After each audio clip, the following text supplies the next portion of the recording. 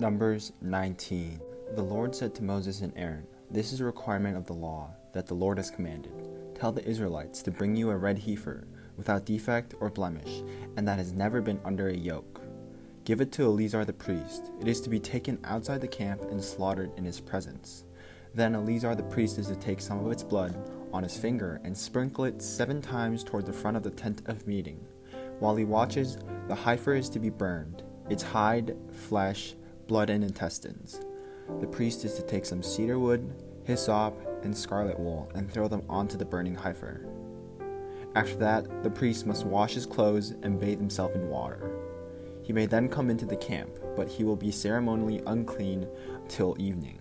The man who burns it must also wash his clothes and bathe in water, and he too will be unclean till evening. A man who is clean shall gather up the ashes of the heifer and put them in a ceremonially clean place outside the camp. They are to be kept by the Israelite community for the use in the water of cleansing. It is for purification from sin. The man who gathers up the ashes of the heifer must also wash his clothes, and he too will be unclean till evening. This will be a lasting ordinance both for the Israelites and for the foreigners residing among them. Whoever touches a human corpse will be unclean for 7 days. They must purify themselves with the water on the 3rd day and on the 7th day. Then they will be clean. But if they do not purify themselves on the 3rd and 7th days, they will not be clean. If they fail to purify themselves after touching a human corpse, they defile the Lord's tabernacle. They must be cut off from Israel. Because the water of cleansing has not been sprinkled on them, they are unclean. Their uncleanliness remains on them. This is the law that applies when a person dies in a tent. Anyone who enters the tent and anyone who is in it will be unclean for 7 days, and every open container without a lid fastened on it will be unclean. Anyone out in the open who touches someone who has been killed with a sword, or someone who has died a natural death, or anyone who touches a human bone or a grave, will be unclean for 7 days. For the unclean person, put some ashes from the burned purification offering into a jar and pour fresh water over them. Then a man who is ceremonially clean is to take some hyssop, dip it in the water, and sprinkle the tent and all the furnishings and the people who were there. He must also sprinkle anyone who has touched a human bone or a grave, or anyone who has been killed, or anyone who has died a natural death. The man who is clean is to sprinkle those who are unclean on the 3rd and 7th days, and on the 7th day he is to purify them. Those who are being cleansed must wash their clothes and bathe with water, and that evening they will be clean. But if those who are unclean do not purify themselves, they must be cut off from the community, because they have defiled the sanctuary of the Lord. The water of cleansing has not been sprinkled on them, and they are unclean. This is a lasting ordinance for them. The man who sprinkles the water of cleansing must also wash his clothes, and anyone who touches the water of cleansing will be unclean till evening. Anything that an unclean person touches becomes unclean, and anyone who touches it becomes unclean till evening.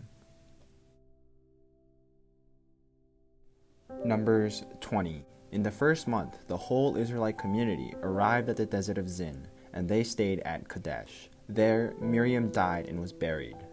Now there was no water for the community, and the people gathered in opposition to Moses and Aaron. They quarreled with Moses and said, "If only we had died when our brothers fell dead before the Lord. Why did you bring the Lord's community into this wilderness, that we and our livestock should die here? Why did you bring us up out of Egypt to this terrible place? It has no grain or figs, grapevines or pomegranates, and there is no water to drink." Moses and Aaron went from the assembly to the entrance to the tent of meeting and fell face down, and the glory of the Lord appeared to them. The Lord said to Moses, "Take the staff, and you and your brother Aaron gather the assembly together. Speak to that rock before their eyes, and it will pour out its water. You will bring water out of the rock for the community, so they and their livestock can drink." So Moses took the staff from the Lord's presence, just as he commanded him. He and Aaron gathered the assembly together in front of the rock, and Moses said to them, "Listen, you rebels, must we bring you water out of this rock?" Then Moses raised his arm and struck the rock twice with his staff. Water gushed out, and the community and their livestock drank. But the Lord said to Moses and Aaron, "Because you did not trust in me enough to honor me as holy in the sight of the Israelites, you will not bring this community into the land I give them." These were the waters of Meribah, where the Israelites quarreled with the Lord, and where he was proved holy among them. Moses sent messengers from Kadesh to the king of Edom, saying, This is what your brother Israel says. You know about all the hardships that have come on us. Our ancestors went down into Egypt, and we lived there many years. The Egyptians mistreated us and our ancestors, but when we cried out to the Lord, He heard our cry and sent an angel and brought us out of Egypt. Now we are here at Kadesh, a town on the edge of your territory. Please let us pass through your country. We will not go through any field or vineyard, or drink water from any well. We will travel along the king's highway and not turn to the right or to the left until we have passed through your territory. But Edom answered, You may not pass through here. If you try, we will march out and attack you with the sword. The Israelites replied, We will go along the main road, and if we or our livestock drink any of your water, we will pay for it. We only want to pass through on foot, nothing else. Again, they answered, You may not pass through. Then Edom came out against them with a large and powerful army. Since Edom refused to let them go through their territory, Israel turned away from them. The whole Israelite community set out from Kadesh and came to Mount Hor. At Mount Hor, near the border of Edom, the Lord said to Moses and Aaron, Aaron will be gathered to his people. He will not enter the land I give the Israelites, because both of you rebelled against my command at the waters of Meribah. Get Aaron and his son Eleazar and take them up Mount Hor. Remove Aaron's garments and put them on his son Eleazar, for Aaron will be gathered to his people. He will die there.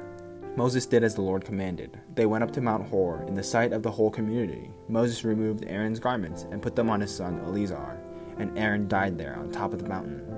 Then Moses and Eleazar came down from the mountain, and when the whole community learned that Aaron had died, all the Israelites mourned for him 30 days. Numbers 21. When the Canaanite king of Arad, who lived in the Negev, heard that Israel was coming along the road to Atharim, he attacked the Israelites and captured some of them. Then Israel made this vow to the Lord, If you will deliver these people into our hands, we will totally destroy their cities. The Lord listened to Israel's plea and gave the Canaanites over to them. They completely destroyed them and their towns, so the place was named Hormah. They traveled from Mount Hor along the route to the Red Sea to go around Edom. But the people grew impatient on the way. They spoke against God and against Moses and said, Why have you brought us up out of Egypt to die in the desert? There is no bread, there is no water, and we detest this miserable food. Then the Lord sent venomous snakes among them. They bit the people, and many Israelites died.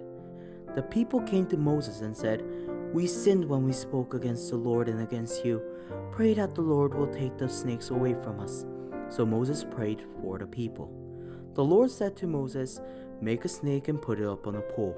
Anyone who is bitten can look at it and live. So Moses made a bronze snake and put it up on a pole. Then when anyone was bitten by a snake and looked at the bronze snake, he lived. The Israelites moved on and camped at Oboth. Then they set out from Oboth and camped in Abarim in the desert that faces Moab towards the sunrise. From there they moved on and camped in the Zer Valley. They set out from there and camped alongside the Arnon, which is in the desert extending into Amorite territory. The Arnon is a border of Moab, between Moab and the Amorites. That is why the book of the wars of the Lord says, Waheb in Supah, and the ravines, the Arnon and the slopes of the ravines that lead to the side of Ar and lie along the borders of Moab.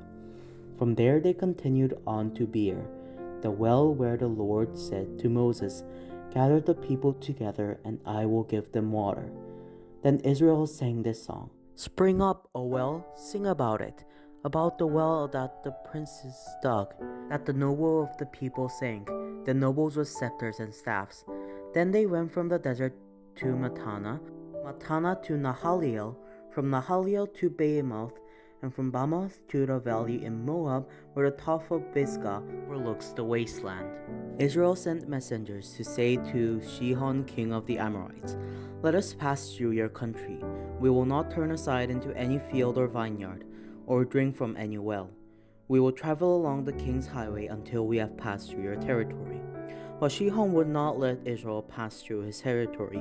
He mustered his entire army and marched out into the desert against Israel. When he reached Jahaz, he fought with Israel. Israel, however, put him to the sword and took over his land from the Arnon to the Jabbok, but only as far as the Ammonites, because their border was fortified. Israel captured all the cities of the Amorites and occupied them, including Heshbon and all its surrounding settlements. Heshbon was the city of Sihon, king of the Amorites, who had fought against the former king of Moab and had taken from him all his land as far as the Arnon. That is why the poets say, "Come to Heshbon and let it be rebuilt. Let Sihon's city be restored." Fire went out from Heshbon, a blaze from the city of Sihon. It consumed Ar of Moab, the citizens of Arnor's heights. Woe to you, O Moab! You are destroyed, people of Gamash. He has given up his sons as fugitives and his daughters as captives to Sihon, king of the Amorites. But we have overthrown them. Heshbon is destroyed all the way to Dibon. We have demolished them as far as Nopah, which extends to Medeba. So Israel settled in the land of the Amorites. After Moses had sent spies to Jazer, the Israelites captured its surrounding settlements and drove out the Amorites who were there. Then they turned and went up along the road towards Bashan, and Og, king of Bashan, and his whole army marched out to meet them in battle at Edrei. The Lord said to Moses, "Do not be afraid of him, for I have delivered him to our hands with his whole army and his land. Do to him what you did to Sihon, king of the Amorites, who reigned in Heshbon." So they struck him down together with his sons and his whole army, leaving them no survivors, and they took possession of his land.